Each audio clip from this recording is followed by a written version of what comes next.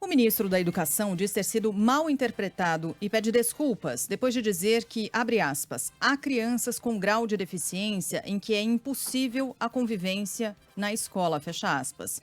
Segundo Milton Ribeiro, algumas palavras foram utilizadas de forma não apropriada e não traduzem adequadamente o que ele quis expressar. A declaração foi dada ontem no Recife. Nós temos hoje 1.300.000 crianças com deficiência que estudam nas escolas públicas.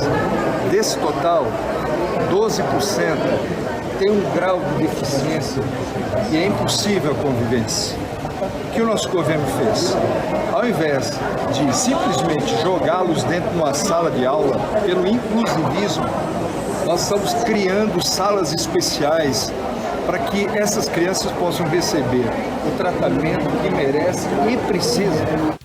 Esse é o plano do governo, né? Desse ministro da Educação. Salas especiais em que essas crianças são segregadas do convívio com as demais crianças. Aliás, na semana passada, o Milton Ribeiro já tinha falado um outro negócio aqui, ao falar sobre políticas de inclusão.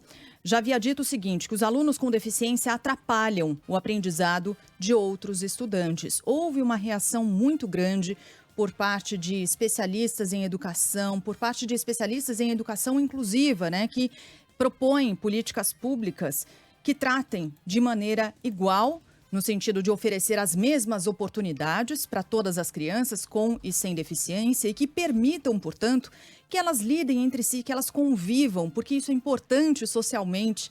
Entender que nós somos todos diversos, que nós temos diferenças e que tudo bem sermos todos diferentes. É possível essa convivência e que é possível a gente ajudar uns aos outros, aqueles que têm mais dificuldades. Agora, se o ministro perdesse um pouco mais de tempo em que ele fala bobagem, adotando, pensando, se dedicando a políticas públicas, a ações, planos nacionais, para, por exemplo, treinar mais os professores e os profissionais de educação para, por exemplo, um plano nacional que permitisse às prefeituras reformarem as suas escolas para tornarem essas escolas mais acessíveis.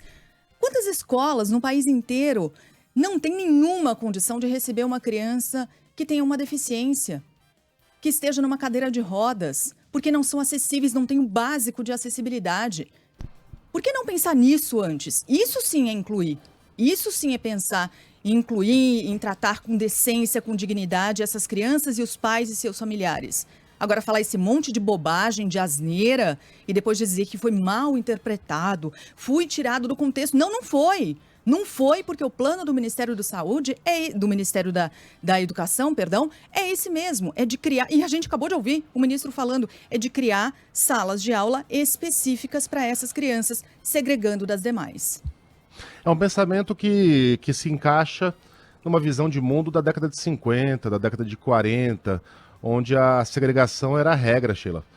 Aliás, o nosso corpo ministerial se encaixaria bem em um governo lá de meados do século passado. A visão que Paulo Guedes tem do liberalismo, por exemplo, é uma visão que seria considerada muito moderna em 1945. Né? É considerada arcaica e ultrapassada pelos modernos liberais de hoje. E quando menos, a gente tem uma lei para ser seguida.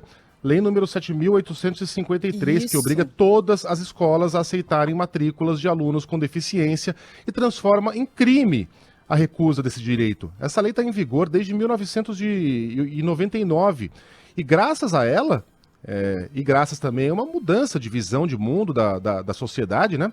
A sociedade vai evoluindo, o número de crianças e jovens com deficiências nas salas de aula não para de crescer. 2001, 81 mil. 2002, 110 mil. 2009, mais de 380 mil. Hoje a gente já está próximo dos 500 mil. Então, cumpra-se a lei. E, ministro, adapte a sua visão de mundo ao século XXI, a 2021. Vá lá nos países liberais da Alemanha e veja se eles segregam crianças que possuem algum problema congênito. Muito pelo contrário, tanto é que a gente vê cada vez mais pessoas com síndrome de Down, por exemplo. Eu não sei se ainda fala síndrome de Down, porque essas nomenclaturas vão mudando. Se não é o caso, me desculpem. Trabalhando normalmente. em escritórios como atendentes e vivendo uma vida normal e independente, a despeito da visão de mundo ultrapassada, arcaica e, por que não dizer, cruel desse governo. Esse ponto que você abordou, Sheila, da modificação e da preparação que essa integração traz para as outras crianças, também as crianças que não têm deficiência, isso foi levantado pelo senador Romário, né, que tem uma filha que tem síndrome de Down, filha Down, e ele criticou a fala do ministro na semana passada. Isso. Ele já havia dito algo nesse mesmo sentido e repetiu essa fala. Então, assim, foram duas interpretações erradas que a sociedade, que os especialistas, que todo mundo fez. Pelo jeito, não. E os nossos ouvintes estão um tanto revoltados aqui, dizendo, nossa, mas a gente interpretou errado de novo. O que é isso? Pois é.